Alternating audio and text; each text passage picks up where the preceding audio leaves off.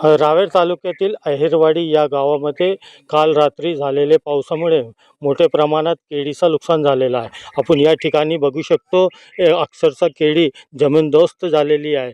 हातातोंडाशी आलेला जो पीक आहे केळीचा हे पूर्ण जमीनदोस्त झालेला आहे.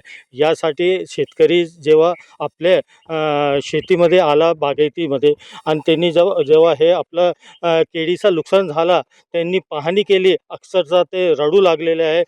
काय सांगणार? आम्ही काय सांगा बा, आमच्या केळी पिकावरतीच आहे.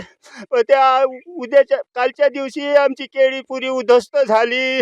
आमचं जीवन त्याच्यावरतीच आहे. आमची केळी आहे तर आमचं जीवन आहे. आम्हाला आमचा ती केळी गेली, आता आम्ही आज कशावर जगणार? आम्हाला सरकारकडे मागणी हीच आहे की आमची भरपाई नुकसान आम्हाला मिळावी. साधारण किती हेक्टर होतं आपली केळी? आमची केळी होती 1 हेक्टर. तर कितीचं नुकसान आहे तुमचं? आता काय, आता आम्हाला ते केळी उभं करायला कमीत कमी 3-4 लाख रुपये लागून गेले. मग आता तुमची मागणी काय असेल? आता कसं आहे, आमचं कमीत कमी आम्हाला ते नुकसान भरपाई तरी पाहिजे. आता आम्ही ते तयार कशी करणार, दुसरं पीक कसं उभं करणार, हेच आमची शेतकऱ्याकडे मागणी आहे, आपल्या सरकारकडे मागणी आहे.